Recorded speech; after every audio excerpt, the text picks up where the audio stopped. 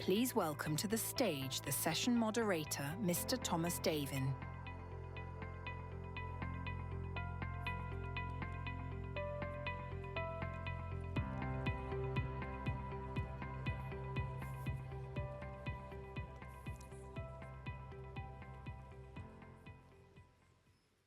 Your Excellencies, Honourable Ministers, distinguished guests, all protocol observed, warmest of welcome to this high-level session on digital public goods and digital cooperation.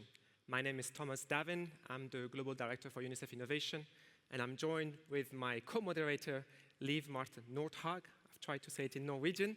You can tell me if I said that right, who's the CEO of the Digital Public Good Alliance Secretariat. Wonderful to have you here. We're going to speak together of digital public goods and digital cooperation for about an hour and a half.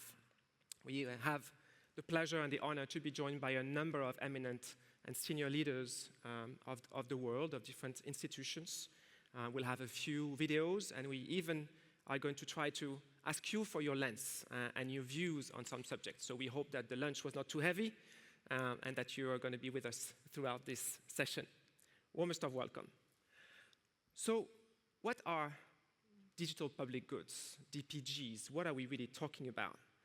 DPGs are defined as open source digital solutions that are relevant for the attainment of the Sustainable Development Goals and that are designed as a do no harm and with the highest respect for privacy and applicable best practices.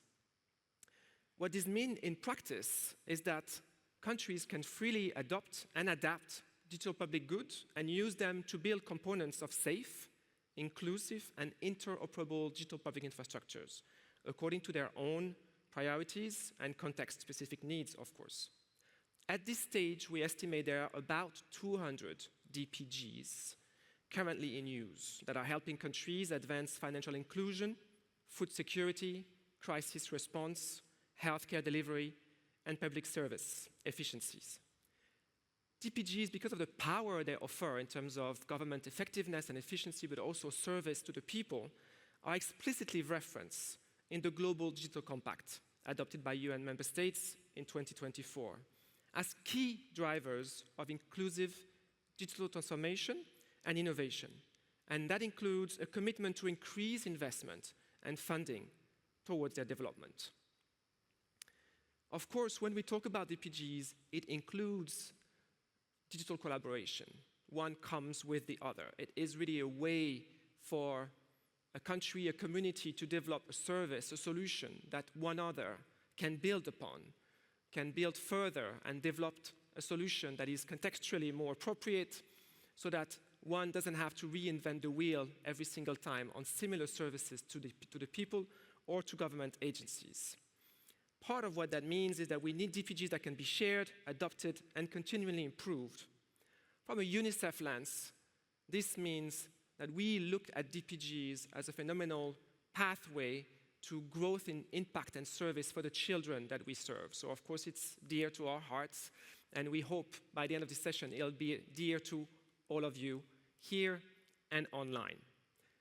As we speak to intersections, again, of DPGs and digital collaboration and government services, let's hear from one of the examples that is happening here in Norway as a scene setting, which is called Altinn. I hope I'm, again, pronouncing it right, and I understand is used by about 100% of business and 90% of citizens in Norway. Let us hear from that experience so that we get you familiar with the setting and what that means here.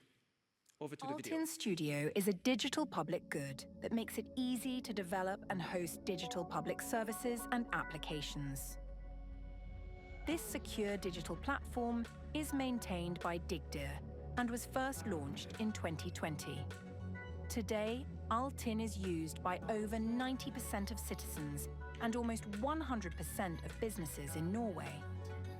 Before Altinn Studio, Norwegian agencies and municipalities had no way to collaborate on creating common digital services, causing fragmentation, lock-in, and suboptimal user experiences. Now digital services can be shared and reused across 357 Norwegian municipalities. Since Altin Studio is open source and a digital public good, it is easy for the community to contribute. One example is support for right-to-left languages, contributed by the Norwegian Directorate for Education and Training. Altin Studio is the first in a wave of new solutions maintained and open-sourced by DigDear. These solutions work great together, making a complete set of digital building blocks for the future. Fantastic example. Not a surprise at all, Norway has been really at the forefront of digital public goods, both at home and what it means to the world, and has been really a proponent of DPGs becoming the norm around how we share, how we collaborate, how we connect with each other, and how we build on another as we aim to service, again, the countries that we operate with and for, or the people that we operate for. Let us dig deeper into maybe a wider perspective and one of the European Union. And I'm delighted to invite Ms. Henna Virkkunen, Executive Vice President for Technological Sovereignty, Security and Democracy in the EU Commission, to help us understand how the EU looks at this. Ms. Virkkunen, warm welcome. Please, over to your keynote.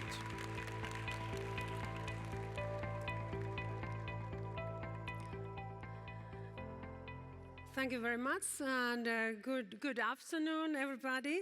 Many thanks to the organizers for convening this important panel on global digital cooperation and digital public goods. And thank you for everybody who is present here in this during this very topical discussion we will have. The theme of this session is particularly relevant as we have just, as a European Union, we have just adopted our new international digital strategy for the European Union. The EU has a very long-standing history of digital cooperation with countries worldwide, we can say. And this includes our engagement through trade and technology councils, also our digital partnerships and digital trade agreements with several partners. And we are also advancing collaboration under the Global Gateway Initiative and also through new security and defense partnerships with our allies. As the technology revolution is reshaping now economies and societies, and also as the global geopolitical landscape is more challenging than ever, our new international digital strategy sends a very clear message that the EU is stable and reliable partner, open to digital cooperation with allies and partners. While we are now engaging in strong efforts to boost our competitiveness in the European Union, in AI and also other key technologies in the EU. So we are also at the same time very determined to work with the partners around the world to support their and also our own digital transition. Because indeed, we believe that no country or region can lead the technological revolution alone. Partners are needed here. So we also believe that AI is too fundamental for the future of humanity to be reduced to a guest of supremacy among advanced AI powers. So everybody should have access to that kind of critical technology. This Commission also reaffirms EU commitment to building a rules-based global digital order in line with our fundamental values. So the international digital strategy proposes working together at EU level around 3 lines of action. Our first pillar is about deepening and broadening our digital partnerships with more advanced tech allies. So we will deepen the partnership we have with our allies such as Japan, also Canada, Singapore, India, or South Korea, and also with our neighbors. And we will also establish new partnerships and foster collaboration among them so that they can connect through a new digital partnership network. We see that these partnerships, they include shared work on digital public infrastructure, such as open source digital identity solutions based on the EU Digital Identity Wallet, which offer a model of privacy-preserving, secure, and also interoperable public digital services. Our cooperation with partner countries will focus also on critical areas that are essential for robust, secure, and human-centric digital future, notably secure and trusted digital infrastructure, also emerging technologies, digital governance, cybersecurity, digital identities and digital public infrastructure, or also online platforms. The aim is to boost EU's and also our partners' respective tech competitiveness and sovereignty, innovation, and promote regulatory cooperation. But also, as our second pillar, we have been underlining that we will also deploy an EU tech business offer to partner countries, notably in Africa, also in Latin America or Asia. So we will do so by combining EU's private and public sector investments, notably through Global Gateway. The aim is to support the digital transition of partner countries, incorporating components such as AI factories, investments in secure and trusted connectivity, digital public infrastructure, or cybersecurity. This offer includes modular, reusable building blocks, concrete digital public goods, tailored to local needs and also anchored in open standards and interoperability. So we will at the same time promote EU tech solutions, regulatory approach, standards and values. And then our third pillar is to promote a rules-based global digital order in line in our fundamental values, because we will continue promoting this digital order in line with our values, and we see that it's very important in these times that we have international cooperation in this very crucial area. We see that supporting tech competitiveness, economic security, defense, democracy and human rights, as well as values and interests of the European Union and our partners across cross-cutting priorities are the cross-cutting priorities in all these actions. And the EU will also defend the multi-stakeholder model of internet governance, upholding human rights, openness, and also universal connectivity. And we are actively engaged in the World Summit on the Information Society WISE's Plus 20 review, calling for meaningful participation of all stakeholders. We are also strongly supporting the Internet Governance Forum, advocating for its renewed and permanent mandate beyond this year, beyond 2025, as the essential forum for inclusive digital cooperation. So let me close by highlighting one of the key aspects of the strategy. The EU's commitment to use as a part of our tech offer to third countries with what we call our open internet stack. This is a curated catalogue at open source digital components covering identity, trust, also decentralized platforms, cybersecurity, and interoperability. The goal is to offer secure, deployable digital solutions that can be adapted by users. As soon as the open internet stack becomes operational, we will work with our partners to broaden its access to partner countries to meet also local needs there, enhancing trust, reducing costs, also avoiding vendor lock-in, and enabling digital sovereignty while protecting privacy and security. In a world of rising digital fragmentation, supporting the open internet stack is our way of defending a shared global infrastructure that serves the public good. In short, the EU is ready to work with partners to make the future internet a better place, including also for our children. So I want to thank you, everybody, very much for participating in this event, and I very much look forward to our discussion.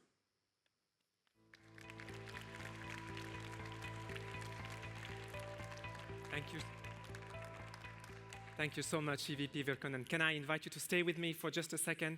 And we are delighted to be inviting as well Minister Tong, the Minister for Digitalization and Public Governance for Norway, who is our host.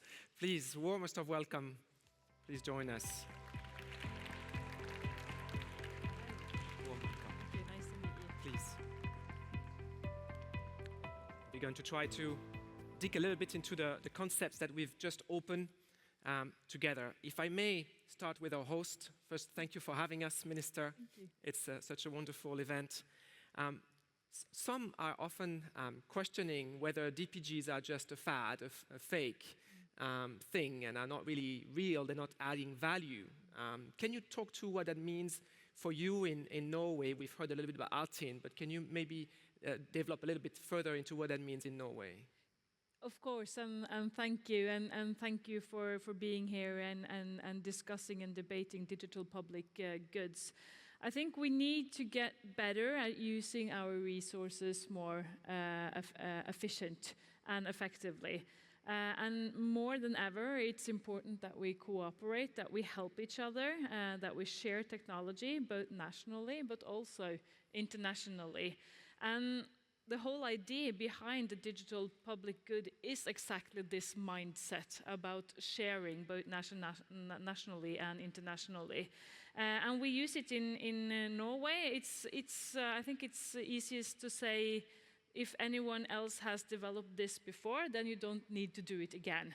That's also the reason why we established the Ministry of Digitalization and Public Governance in Norway, because we saw that we needed better coordination and steering of the digitalization policy, but also when we look at the different digital solutions. So by making solution that is based on open source, on open data and open AI models, and open standards that are within best practice, we do it possible for not only Norway but also other countries to use this solution. And we saw a short video here of Altinn as well, and the Altinn code. If anyone wants to use the Altinn code, it's possible to use that and to make also own solution on top of this one. So Norway has always been a front runner in digital public goods, and we want to contribute to the work in the years to come as well.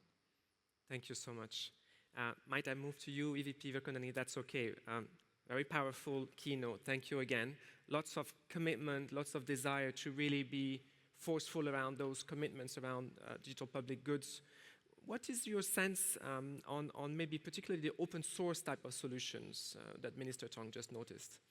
This is, of course, a very important part of the European Union's digital approach. Really also develop the innovations also, and make sure that everybody can benefit, because we see that also that kind of very important technologies and digital tools we are speaking about, they shouldn't be limited only for those who have massive resources. So it's very important that we are developing the technologies together, and of course open source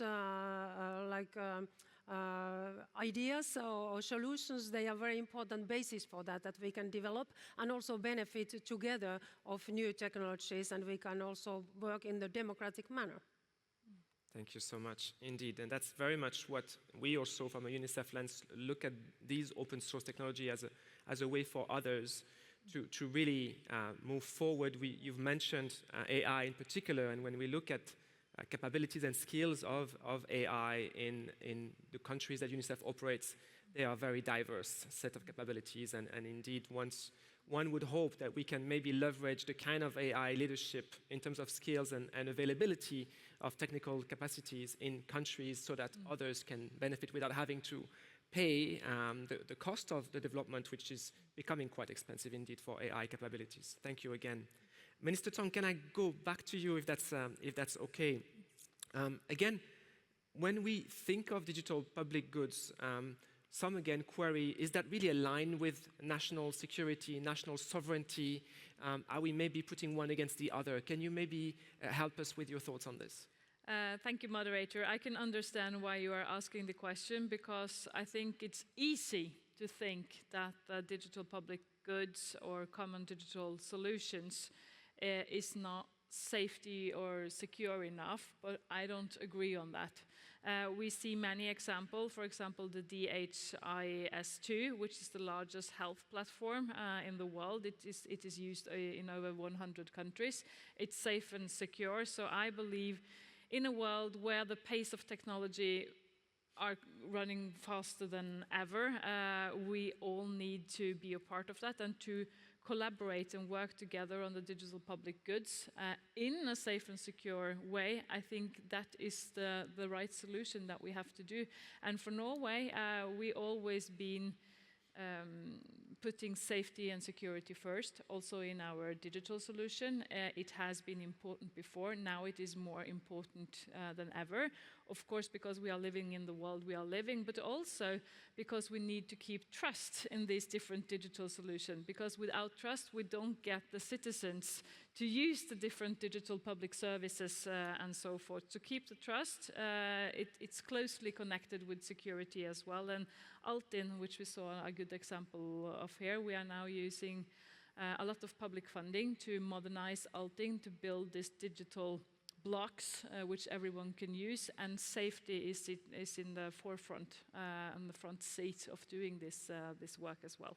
So I really believe that the use of open source and digital public goods strengthen the possibilities for having a more safe and secure digital future as well.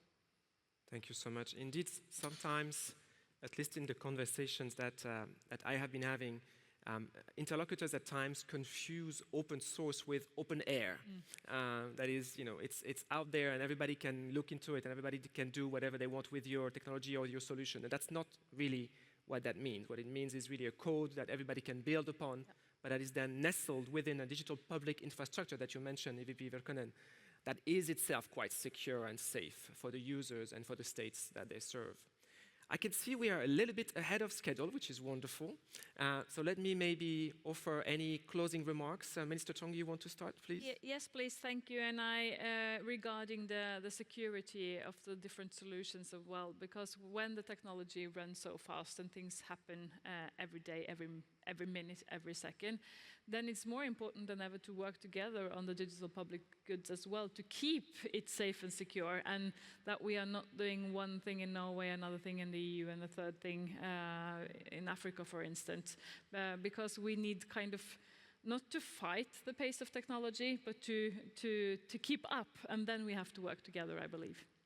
Thank you so much. Please, EVP Verkonen. Yes, European Union is known on that we have been creating many rules when it comes to digital world, because we want to make sure also that our citizens, that they can trust to technologies, and in the same time when we see that nowadays technologies, they have very much economic power and also power in our society. So for us, it's very important that also that technologies, that they are respecting our rules and values and our democratic values, and also, for example, what is illegal in our societies, it's also illegal internet. So very much same approach.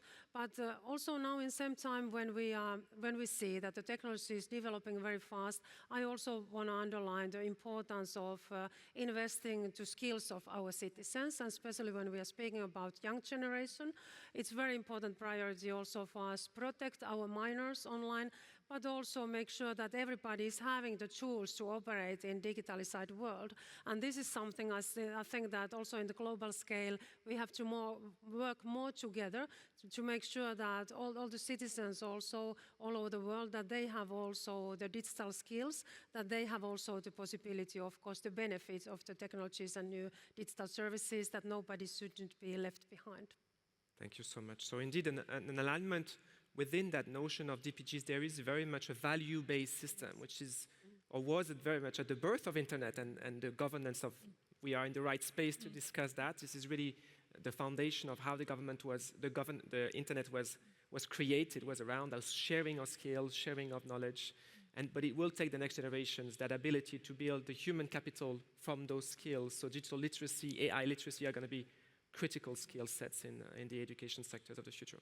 I want to thank you both so very much for lending us your time, your wisdom, and the vision that your respective institutions offer. And I understand there's been a specific request to have a quick moment of photo, so that we take the opportunity to have a quick photo together, the two of you, if I may. Thank you so much. Can we have a quick photo? I understand there is maybe, please.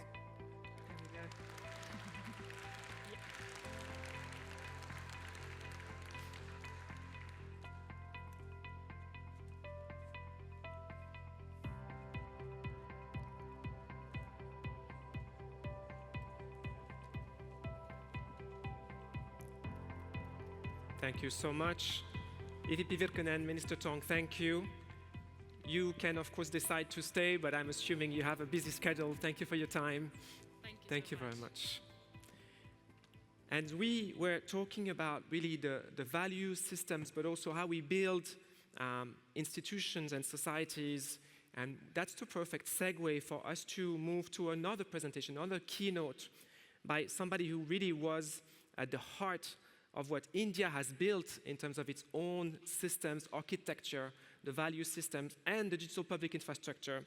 I'm delighted to welcome and to introduce Mr. Nandan Nilekani, the co-founder and chairman of Infosys Technologies Limited, to join us. Unfortunately, Mr. Nandan could not travel, but we're delighted to have him here online live with us. Nandan, please, the floor is yours. Welcome for your keynote. Thank you, Mr. Davin, and it's really a great honor and privilege to be speaking at the IGF 2025 in Norway, and I apologize for not being there personally.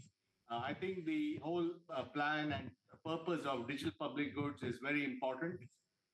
In India, we have over the last 15 years essentially led a social and digital transformation of the entire country, and it's all founded on digital public goods and digital public infrastructure. For example, identity was a very important requirement in India because many people did not have a birth certificate or any proof of their existence. And India built a system called Aadhaar, which is the world's largest digital ID program with about 1.3 to 1.4 billion people on it, used 80 million times a day today. It's entirely built as open architecture for everyone to use. And it's something which was done by the government as a public utility for everyone to use. Using that and using the KYC of the ID, the Aadhaar system, the government was able to enable financial inclusion. And Prime Minister Modi launched a program to give everyone a bank account using the Aadhaar KYC, which allowed you to open an account in 1 minute. And more than 750 million people got bank accounts opened. The same Aadhaar KYC was used for the mobile network, which allowed everyone more than a billion mobile connections to be done. So within the span of 7 to 8 years, a billion people had the digital ID, more than 750 million people had a bank account, and a billion people had a mobile phone. And then using the ID and the bank account, India built the world's largest cash transfer system, which enabled it to put money electronically into people's bank accounts in real time without any loss or fraud. And this has played a huge boon in addressing social benefits, social security, creating a safety net for the vulnerable. And in times of crisis like COVID, when more than 100 million people got emergency funding when they could not work and so on. So we created that. And on top of that was built a payment system called UPI, which is now the world's largest digital payment system, does about 18 billion transactions a month, over 400 million users, over 50 million merchants where you can make payment. And all these payments have no transaction fee. So you can have a lady selling vegetables and she can sell vegetables for 10 rupees and she will receive 10 rupees. And this has very popularized the whole payment system. There's also a way of enabling people to use their own data. So we think that data empowerment is very important, where people can use their own data to get access to credit and so on. So this lady selling vegetables uses UPI payments, and then there's a track of her payment details, which she can then give to a lender to get credit. So it's a complete system. And this has all been enabled by using the thinking of digital public infrastructure and using digital public goods, using open source components, making it low cost, frugal, high volume, low value, and very inclusive. So this is the way we think that DPG should be used globally. And we think this is more than just technology. It's about creating an inclusive society where everybody can participate and advance their lives and meet their aspirations. It's about creating an opportunity economy which allows everyone to meet their aspirations and improve their lives. So this is something we think that it's a very, very important for us. And India has shown the way. But now going forward, there's a major initiative globally to take the DPI and DPG thinking globally. And many, many bodies have been set up. The DPG Alliance is one example. We have co-developed, which is a set of philanthropists who are also supporting DPG. We have many organizations like NORAD and others supporting DPG and DPI. And today, many, many of the building blocks are being used globally. MOSIP, which is an ID system, which was built as an open source ID system, is being used in 18 countries. Government to person payment system has been open sourced, is being used in multiple countries. Sunbird is an open source education stack being used in multiple countries, and so on and so forth. So more and more of the building blocks of digital public goods are being made available. Minister Tung mentioned about DHS2, which is a very important piece of the digital public goods from Norway. So I think DPG now is becoming a global phenomenon, and the goal is to take DPGs to 50 countries in 5 years, and we already have about 30 countries using one or more of the DPG products that are there. And we think this is absolutely critical, because if we are going to modernize our societies, the only way to do that in a frugal way with all the budget constraints that countries have is to use a DPG approach to build open models, make them available to the world, create building blocks, and then make sure that societies can mix and match those building blocks to create interoperability. And the same philosophy can be applied to AI. If you want AI to be really useful and universal, we have to build open source AI building blocks. In India, we're working on 2-3 of them. One is Indian language, because India has 22 official languages and hundreds of other languages. And how do you create a way to translate and use language as a way of communicating with the computer, so that a person in Bihar can speak in Hindi to the computer and so on. So language is one area. Education is another area where open source AI is being created so that people can learn how to read and write and so on, and do arithmetic and so on. And then agriculture, which is a huge need for millions of farmers around the world, is also being, AI is being applied to provide them the latest information that they want. So I think AI will be, but to build on AI, you have to have DPG first. So I think the right journey is to have, countries have to have a strategy of having DPGs built on this philosophy of low cost, interoperable, open source, plug and play, stack orientation that we talked about. And then out of that, we can produce the AI modules which run on top of that. And all this, by the way, is fully endorsing privacy, security, and all the other requirements that we need to have, because inclusion is very important. So we make sure that nobody is denied, nobody is left out, everybody has a path to join society. And that's very, very important in many countries around the world, where you need to make it inclusive and allow everyone to participate. So I think this is a very important idea. I'm delighted to be here. I also want to record Norway's enormous contribution to the whole idea of DPI and DPG. The Norwegian government has always been very supportive of these ideas. Minister Tung talked about it. Norway is also the home of the DPG Alliance, which is partnering on this program. NORAD, which is the aid agency of Norway, is very supportive of DPGs and DPI. And of course, Norway itself has produced a DPG like DHIS2, which is the most popular open source health platform in the world. So I think I'm delighted that this particular event is in Norway. And we do hope that all of us together can take the DPI DPG story forward and meet our mission of having at least 50 countries in the world using DPI and DPG to actually make a difference to billions of people in the respective country and bring about social change, bring about sustainable development goals, and bring about technology for good so that we actually make society better with DPI, DPG, and with AI. So once again, thank you very much for this opportunity, and I wish this event all the very best. Over to you, Mr. Davin. Thank you so much, Mr. Nilekani, for this powerful keynote. Mr. Nilekani has been rightfully at the heart of the incredible leadership offered by India on digital public infrastructure, and you've heard from him much better than I could ever tell the story of how impactful that is in billions of lives, not just in India, but around the world. I don't know about you, but I've never opened a bank account in a minute.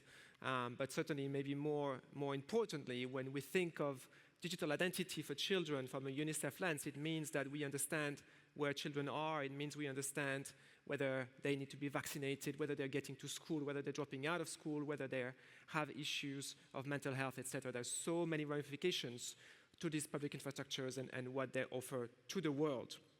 But we will hear from many other world leaders on these specific issues of what that means, what that could mean, and how we build together, and maybe also around that notion of having 50 countries in 5 years becoming global champion of DPG by default. And for this, you will be led by my co-moderator, Liv. Liv, let me invite you back to take over from me. Warm welcome, Liv.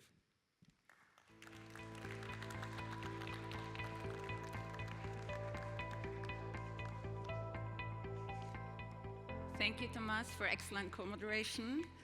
I'm very pleased to be co-moderating the next session, which will be a panel. And can I start by please inviting on stage Dr. Bosun Tijani, Minister of Communications, Innovation and Digital Economy, Nigeria. Can I please ask you to sit here? Can I please invite Dr. Takua Imagawa, Vice Minister for International Affairs of Japan.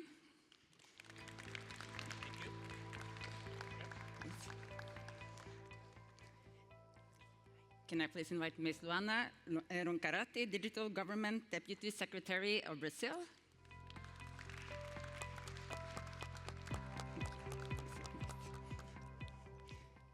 And last but not least, Mr. Amandeep Gill, Under-Secretary General and Special Envoy for Digital and Emerging Technologies, United Nations.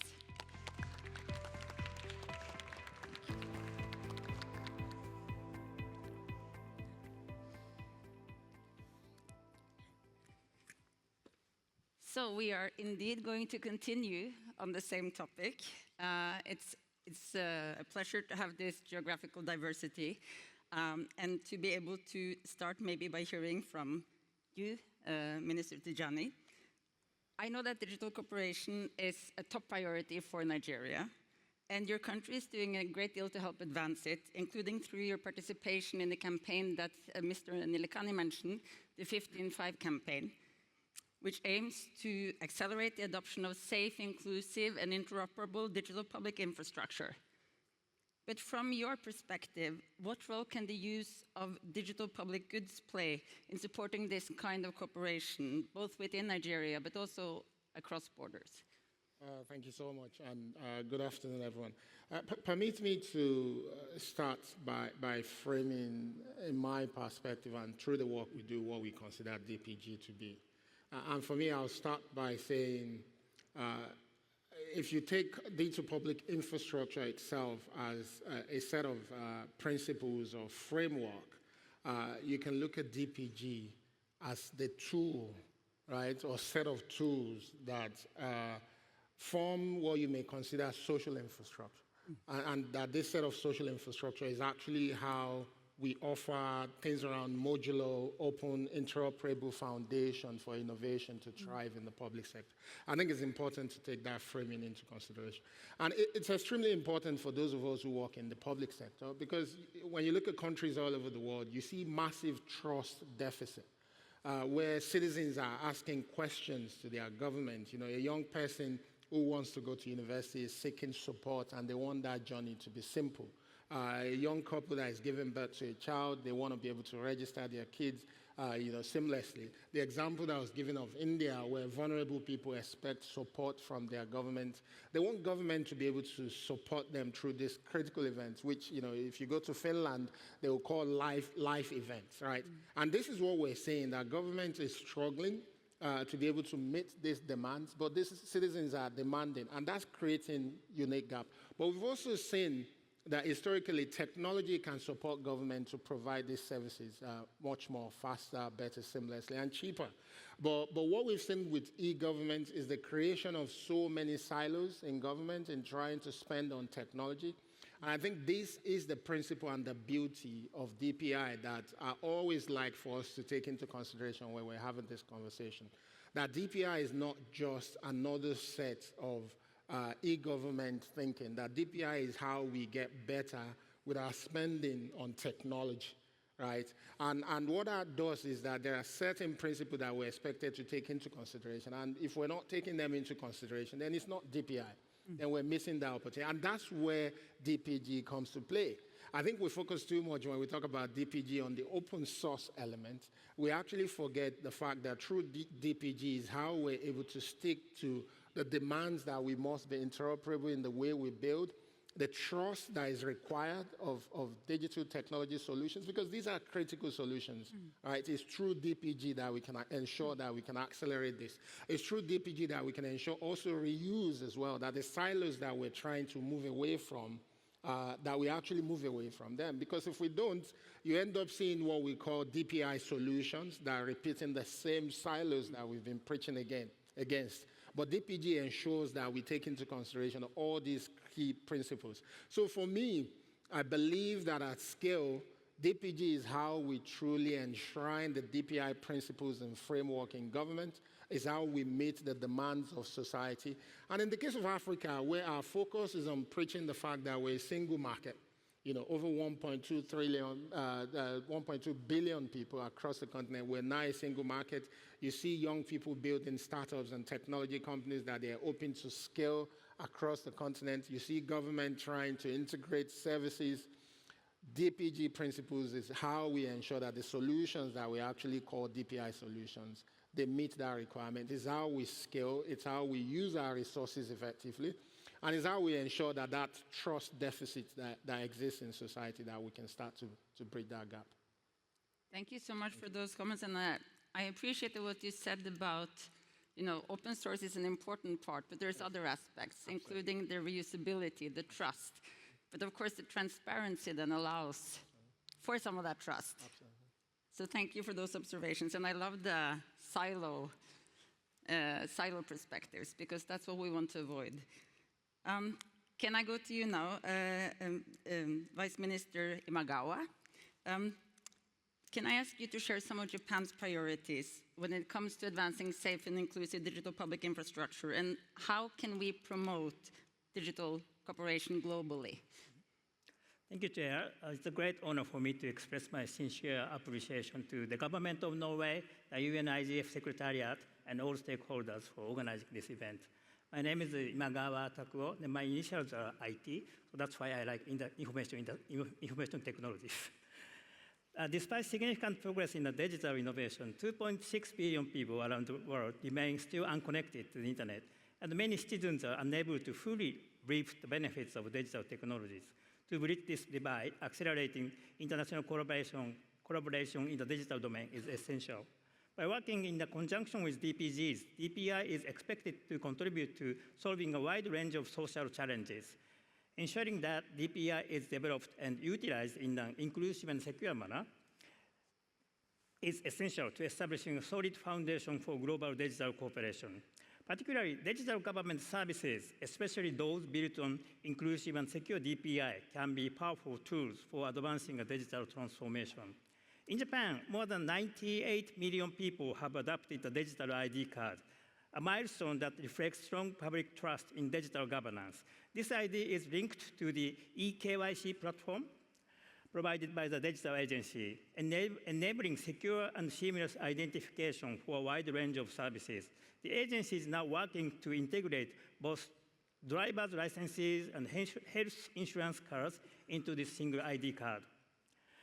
The integration will unlock new capabilities, such as connecting individuals to their medical and prescription histories, making public services more user-friendly and responsive to real needs. To maximize the impact of this transformation, the government is also advancing partnerships with the private sector.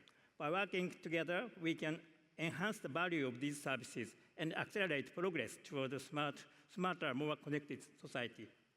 As we advance DPI, open source technology plays a critical role. It enables data to be shared securely and used effectively across sectors, fostering transparency, innovation, and efficiency. Japan brings valuable experience to this space. Japan's development agency called JICA has developed deep expertise in open data exchange and is actively applying this knowledge through international development cooperation.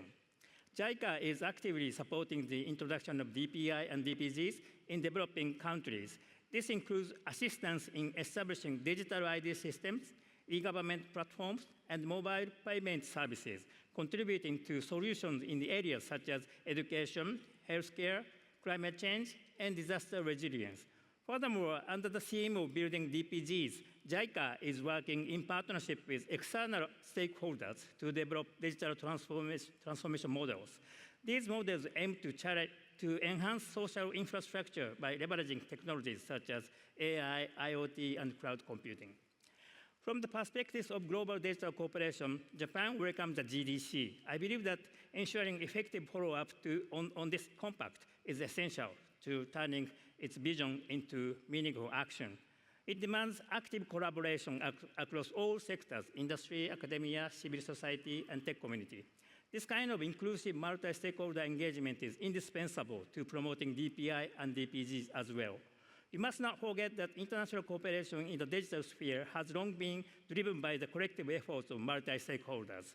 Moving forward, we should build on existing platforms, including those outside the UN system, and the valuable work of experts while avoiding unnecessary duplication. The IGF in which we are participating is a platform where diverse stakeholders come together. Active discussions are already taking place, and the IGF stands as a symbol of the value of the multi-stakeholder collaboration. It is also a highly effective space for deliberating the follow-up to the GDC. As for this follow-up, As for this follow-up and its relationship with existing initiatives such as WSIS and the IGF, I understand that more specific discussions on this issue will take place in the future. Japan's basic position is to make full use of these existing forums, and we are committed to actively contributing to those discussions. Thank you. Thank you so much, Vice Minister Imagawa, and I really appreciate, yes, a round of applause. Thank you. I really appreciate also the comments you made about what you're doing both domestically and in international development cooperation. The Digital Public Goods Alliance, we have a very close working relationship also with JICA, for instance, on climate action. And that brings me actually to the next panelist here, Deputy Secretary Roncarati from Brazil. Brazil is preparing to host COP30 in November and is working very hard to ensure that countries continue to fight against global warming, despite the funding cuts that we're seeing and the geopolitical changes that are affecting this agenda. Can you share some perspectives on what role you see digital public goods playing in that effort to keep momentum high on climate action? Well, thank you, Liv, for the question. And I would like to say that I am very honored to join this panel, and I'm very glad to be here. And I would like to compliment the government of Norway for this amazing event. And answering the question, well, reducing tropical deforestation is one of the main priorities of Brazilian government. We reckon that digital technologies are powerful tools to tackle climate and environmental issues and to promote effective public policies which improve people's lives. However, managing territorial and environmental policies without adequate information is like putting together a puzzle in the dark. We know that all the pieces are there, but without seeing how they actually connect. The Rural Environmental Registry, CAR, is like a flashlight that we light to review and connect the rural mosaic in Brazil. Rural properties, their owners, areas of non-existent or preserved vegetation. And based on this vision, we can carry out and improve public policies to meet environmental preservation commitments. CAR has 8 million registered properties and 10 million citizens using the system. The area registered in CAR corresponds to 5 million square kilometers, roughly equivalent to the territory of India and Greenland combined. Farmers have registered their farm polygons, watercourses, mountains, and areas which have been converted or that are covered with forests. All this information builds a robust database for environmental and economic planning, monitoring, and combating deforestation in Brazil. CAR has become a strategic tool for combating deforestation and promoting environmental recovery, as well as for ensuring access to fundamental rights to traditional people and communities. Soon, it will be an instrument for implementing carbon credit policies too. In strengthening CAR and advancing the environmental regulation of rural properties are common objectives of the Brazilian federal and state governments. To meet these objectives, the Ministry of Management and Innovation in Public Services has carried out important action in recent years, such as improvements in the infrastructure of the system that supports CAR, provision of data interoperability mechanisms, and federative cooperation actions to increase the competencies of public managers in the analysis for environmental regulation of properties. The federal government is working to make CAR available as a digital public good, to share with the world a solution that allows the construction of a robust and complete environmental database in other countries. In this context, digital public goods play a relevant role in delivering reusable and accessible data and technologies that can be adapted locally to accelerate sustainable solutions. Another point worth highlighting is the federal digital government strategy, which seeks to increase efficiency and improve the federal government's digital governance. It has principles and initiatives that align with the concepts of digital public good and digital public infrastructure. We believe that this sharing and technological reuse make the global journey of environmental preservation more effective and strengthen the collective capacity to understand and protect ecosystems. Brazil's experience shows that digital public goods can be a powerful tool for reducing inequality, promoting environmental sustainability, and improving our citizens' lives. Thank you. Thank you so much. And before we prolong that applause, I want to pull out something that was just said, and that is that CAR is being available as a digital public good, which is a wonderful commitment by the government of Brazil to share deforestation or technology that can be used for many purposes, including in the fight against tropical deforestation. So that is a terrific contribution, and thank you so much for that. Let's have a round of applause for that.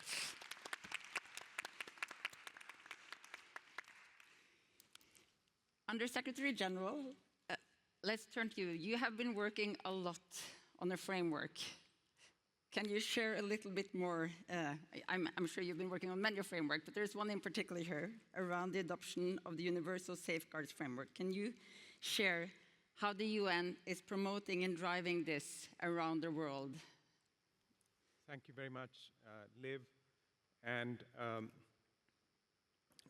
we've been looking at the adoption of digital public infrastructure, digital public goods around the world. And it's useful to remember that the concept itself came out of the work of the high-level panel on digital cooperation. Minister Nikolai Astrup was a member there. In fact, we share a common DNA, the work that I do at the Office for Digital and Emerging Technologies, and the work you lead at the DPGA. So just want to remember that and celebrate that. The framework that you mentioned, that flows from a fundamental understanding that we have of the DPI, DPG experience around the world. Whether you take PIX in Brazil, a $4 billion investment that in a single year led to savings of 5.7 billion, or you look at the Estonia example, 2% of GDP saving in terms of efficiency, documentation processes. What drives adoption and impact is trust in those systems. So if we don't have safeguards, then we don't have the trust. And if we don't have trust, we don't have adoption. We don't have adoption, there's no impact. So that's the operating equation for us. And the motivation for the development of the DPI safeguards framework, the Universal DPI Safeguards Framework that we released last year in September. And we are working, for example, with the DPGA so that the 15-5 strategy and the safeguards adoption go together. We've looked at experiences from around the world in DPI development, DPI adoption, and incorporated the best practices, some of the lessons that we've learned, into an organic, evolving framework, because tomorrow's challenges won't be the same as yesterday's challenges. As AI integrates into DPIs, we may face new risks, of course opportunities, but there may be some new challenges. So it's an evolving framework based on best practices, experiences, and it allows users to take on the persona of either a DPI developer or a government servant or a civil society activist to see what needs to be done in a particular context. So it's a helpful tool, it's a practical tool, it's not just a report. And it allows us to anchor human rights perspectives, inclusion perspectives, safety perspectives, and sustainability perspectives into thinking about DPIs throughout the design, development, adoption, and readaptation cycle of DPI. So that's the framework, and going forward, there is an implementation aspect, but there's also a global adoption, mainstreaming aspect, and I see the CEO of CoDevelop is in the room, so working with them, with the Gates Foundation, with other partners, the second DPI Summit in Africa later this year in November, South Africa, would allow us to kind of gather a community, not only around DPIs in general, but also the specific aspects of DPI safeguards. And this community's active role will be important as we go forward. Open source was mentioned, the minister mentioned the role that plays, and he was there at the Open Source Week last week, within which we had the DPI Day. And I see DPGs as the middleware that connects open source to DPIs. I think as we look at digital sovereignty, digital resilience going forward, all of us would need to think about this kind of an approach where you broaden the open source community, you take it into directions like data commons, where the traditional open source community has not been active. Then you build the useful DPGs on top, whether it's in the environmental arena, the health arena, DHIS2 was mentioned. And then, where you can, you architect into the DPI's vision, whether it's India, Estonia, Brazil, Japan, and elsewhere. So we'll be we are very excited about this, looking forward to working with all the partners on stage and in the room to take this forward. Thank you so much, Undersecretary General, and I like the term that you used, and also for highlighting all of the different countries and parts of the world that are coming together here, and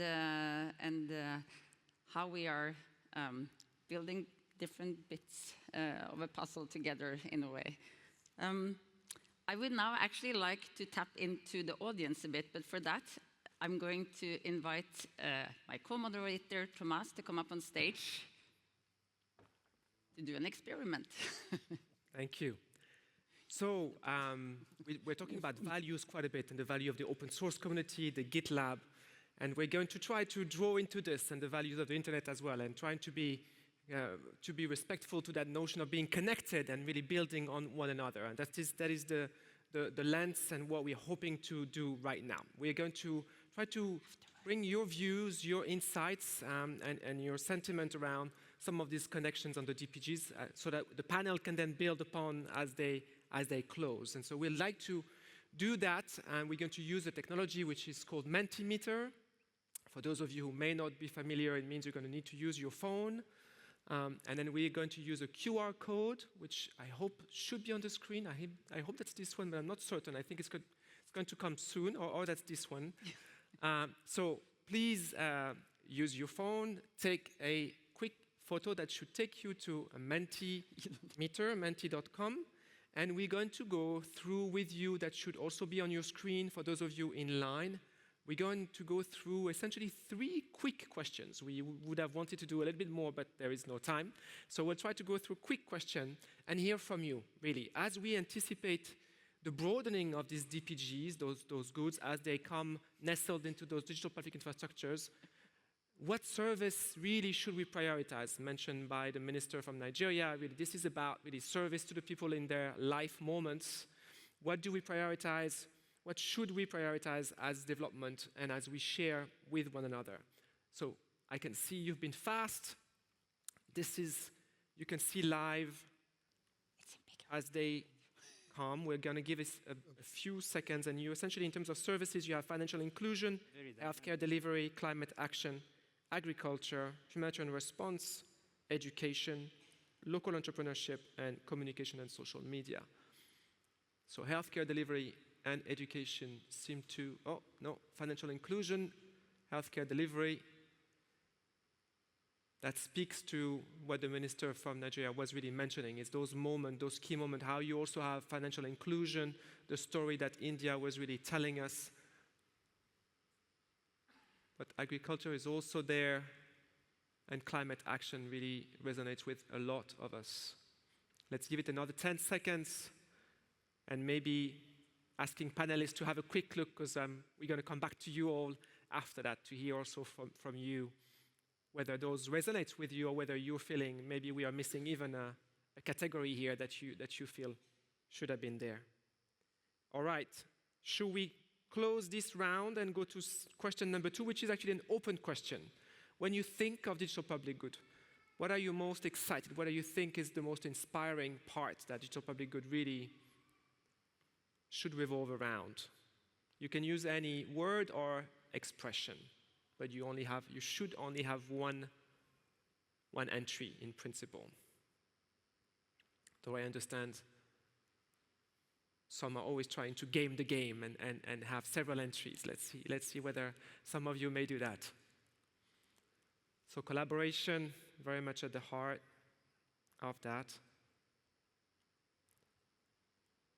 It's a deep value, again, when we are in the open source community, that sense of collaboration, of building on one another, on really using what others have built to really move forward and further. And it's been so powerfully told as a story, both by the keynote speakers, by Minister Tong, and by all panelists, that really is that strong sense of value setting around the collaboration as the heart of this notion and this concept. Public interest, equality, interoperability, inclusion, as Amandeep, the Undersecretary General, was also building, that sense of inclusion is going to be critical to those digital public infrastructure, transparency to build trust. And again, back to trust and public interest. It has to resonate really with individuals and people's life-defining moments. What do we see that maybe we haven't talked about? Fairness is a key point. Accessibility is a key one as well. All right, thank you so much. Let's close this one and bring to the third question. What do you believe is, and of course I should have said panelists are welcome to vote as well, but maybe I said it too late, I'm sorry. What do you believe is needed most to unlock the impact potential of DPGs, of digital public good? What do you feel is the most important? International collaboration mechanism, so the structures that we've mentioned on the Global Digital Compact, for instance, or the framework that Amandeep just mentioned, commercial investments, open source first policies and procurement practices. Some of that is behind the 15.5 kind of campaign by the Digital Public Good Alliance. applying safeguards and inclusion principles in implementation, grant and social impact funding, that notion that there should be really financing behind this, local vendor capacity, government capacity, whole of government digital approaches. Estonia being one, of course, case in mind, but maybe others. So, government capacity and technical expertise, we've heard quite a lot of the examples in Brazil, in Japan, in Nigeria, but also, of course, in Norway. We've mentioned Estonia is maybe one of the most known, but India is, of course, one of the largest, certainly, developers. And it looks like the numbers are only slowly moving, so we'll give it another 3 seconds. And with that, back to you, Liv, and the panel. Thank you so much. Thank you, Thomas. Thank you to everyone for filling this out. We're going to use this. It's a unique opportunity for us to hear, not only from those that are with us in person, but also from everyone online. And this is shaping the way we are working at the Digital Public Goods Alliance moving forward. And I wanted, before I invite some reflections from the panelists, I wanted to pick up on the word cloud, because I really loved, and I was almost about to steal Minister Tijani's glasses because I couldn't see that screen, so I had to bend over backwards. But I really loved that collaboration was the word that stood out the most, because, again, going back to your point, Minister, that digital public goods, like the open source element is important, but it's more the everything around it. And one of that, the most important aspects is the collaboration, the trust, the transparency, the opportunity to build on something that someone else has built, but also to share something that others can build on. And there is something that is uniquely needed here, more than ever, and where I think there is a very, very powerful momentum now to really leverage the collaboration potential. And I'm really glad to see that in the word cloud, and that's what stands out the most. What did you think, Minister? No, I think so. I think you picked on what I thought was intriguing about what was in the word cloud as well, because the word collaboration at the middle is truly what we can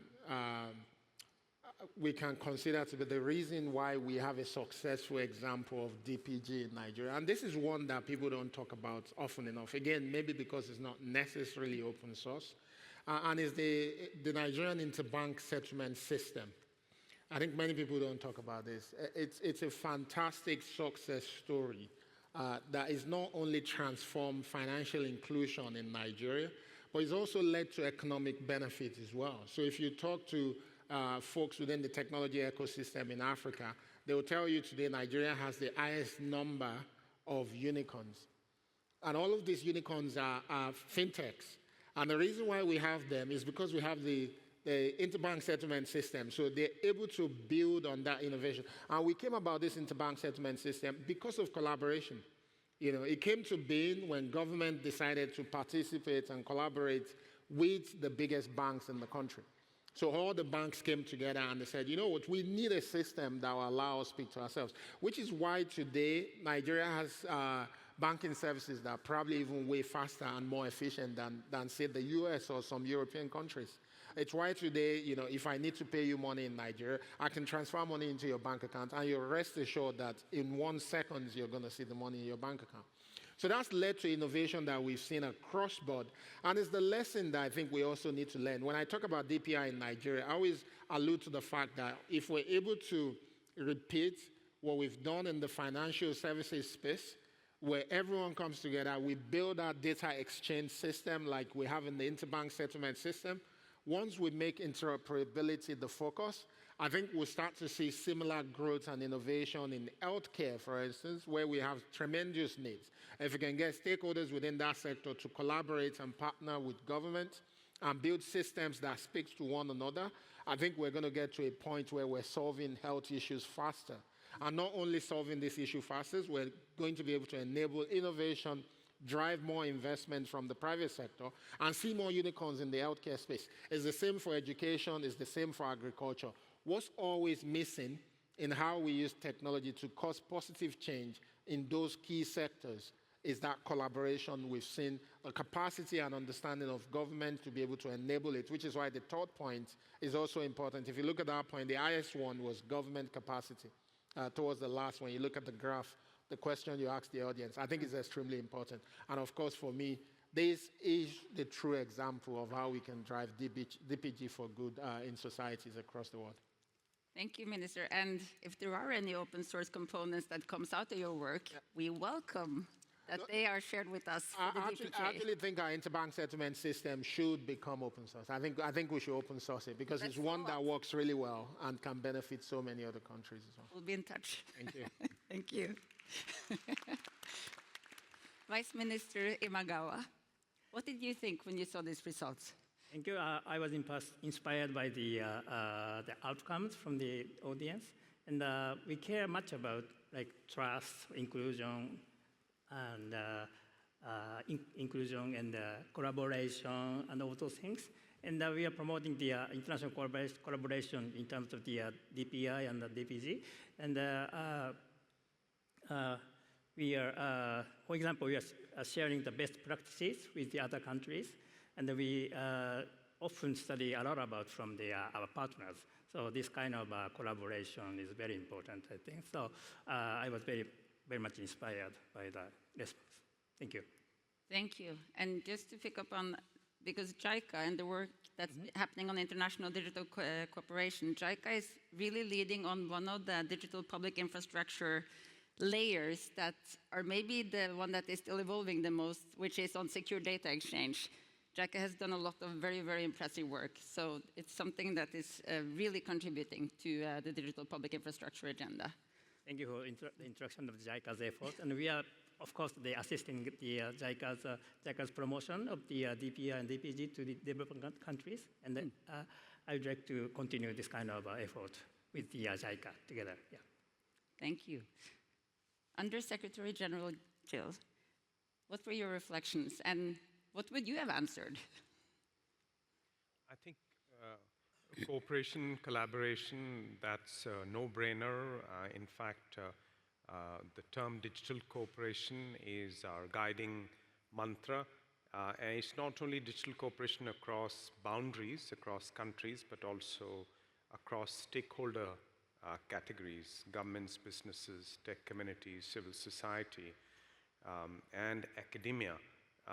And in terms of the use cases that were reflected on by the audience, there is a pattern, there's a common element, which is what's already working. So you see some of these successful examples on financial inclusion, health, education. Nandan mentioned the Sunbird platform. So that is partly reflected, but also our understanding of where the gaps are in our analog world. We have a huge last mile gap in healthcare delivery, in diagnostics equity.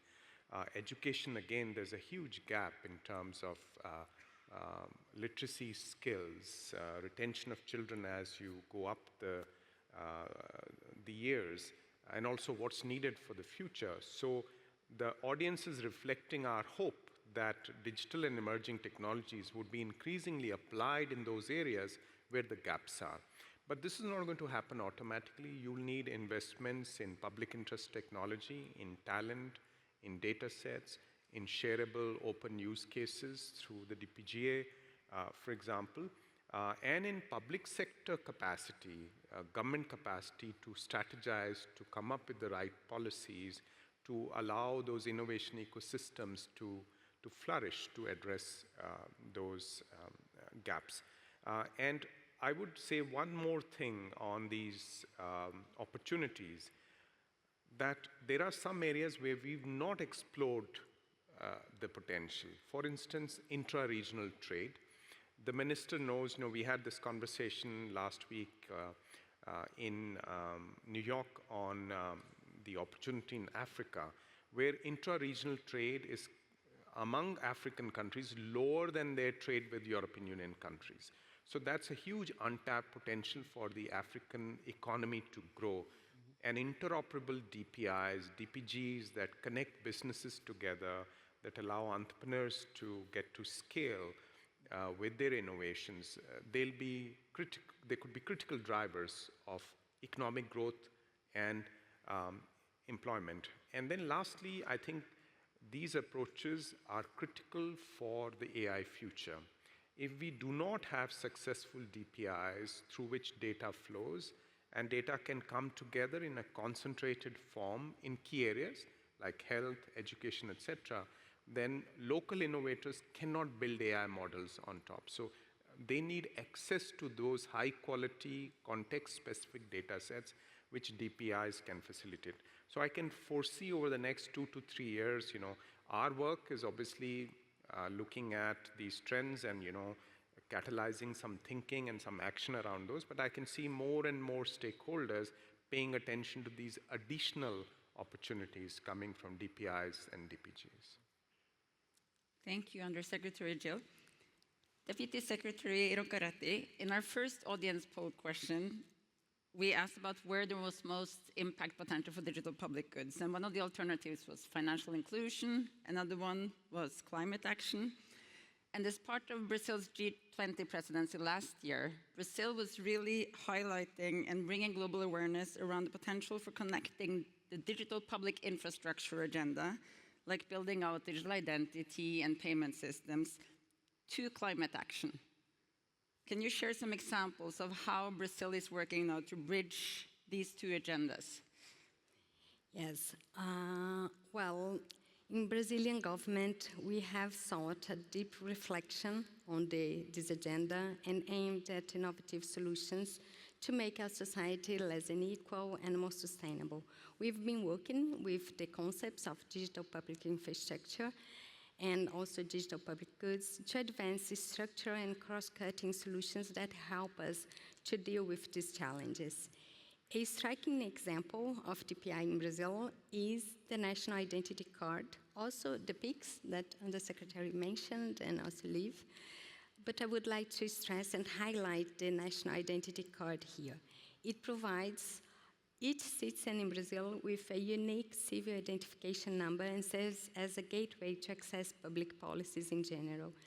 This initiative also contributes to the reduction of transaction costs for individuals, companies, and governments across the country. Another pivotal initiative is the GovBR platform, which has already 170 million digital accounts, which covers 80% of our population and offers access to more than 4,000 public services on a single portal. It provides digital identity, which is connected to the new identity, to the new National Identity Card, and a digital signature without cost for users in Brazil. All data and personal information are protected by law in this process as well. And another example is that in 2024, the Brazilian digital public infrastructure proved to be indispensable also to respond to adverse situations. In May 2024, the state of Rio Grande do Sul, in the south of Brazil, faced the greatest flood in Brazil's history. The proportions of this disaster surpassed that of Hurricane Katrina that hit New Orleans in the United States. The floods in Rio Grande do Sul affected more than 2 million people who were able to apply for the reconstruction aid using their digital identity available through GovBR accounts. The crossing of different databases was essential for the benefit to reach those who needed it rapidly. But those who already had the CIN, the new identity, were able to recover their identity in a few hours and access the benefit even faster. This example, along with CAR and others that we have mentioned here, such as PIX, which is our electronic payment system, shows that digital transition must be inserted in the discussion about development, inclusion, and sustainability. We have no doubt that the future is already digital, but we do believe it needs to be green and inclusive too. Thank you. Thank you so much. Let's have a round of applause for the panel.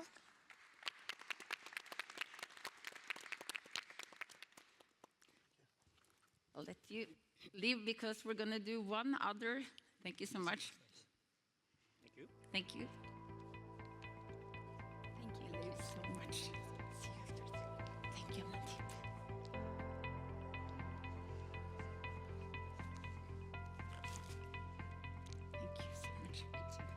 We should do a picture afterwards, maybe. Should we do a picture? Yeah, we should.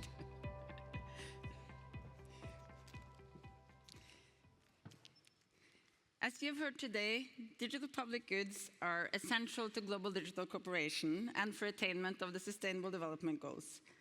And we therefore need to create an enabling environment for these technologies to be developed and shared in the first place, and for their maintenance and evolution over time. Procurement and grant financing processes play a huge role in ensuring financial sustainability. And in the Digital Public Goods Alliance, we are therefore very excited about the growing trend for governments and organizations to have open source first policies for what they buy and what they fund. We want to help grow this momentum by ensuring that there is a better understanding of which policies already exist and are being used. And I would therefore like to take the opportunity here in the end to introduce an open source policy survey that we are conducting. Because if you remember, when we asked the question to the audience about what is most needed to help advance digital public goods, the first answer was government capacity building. The second ranking answer that came out was open source first policies. So therefore, we have, the Digital Public Goods Alliance has, in coordination with 24 partners, launched a global open source policies and practices survey to map the current use of open source first approaches across governments and other relevant organizations, for instance, UN entities, international financing institutions, and regional entities. The surveys were open to anyone working in these organizations who can speak to the current state of open source policy adoption, even when these policies do not currently exist. So therefore, we would love to invite you to help us build a more complete picture of the global open source policy landscape by taking or also sharing this survey today. So please take some time to scan the QR code, to pass it on. It's a comprehensive survey, so it takes some time to fill it out, but this is findings that, again, will be used to advance the work that we're doing at the Digital Public Goods Alliance. So please take the effort if you're working in a relevant field. And as we're doing that, and as you're getting that QR code logged, shared, you don't have to fill it out right on the spot. I would like to invite Thomas to come up on stage.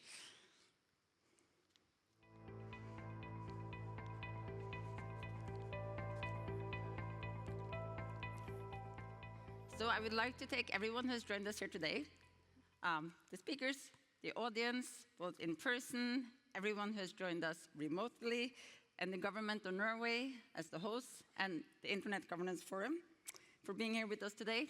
Thank you so much. Thank you.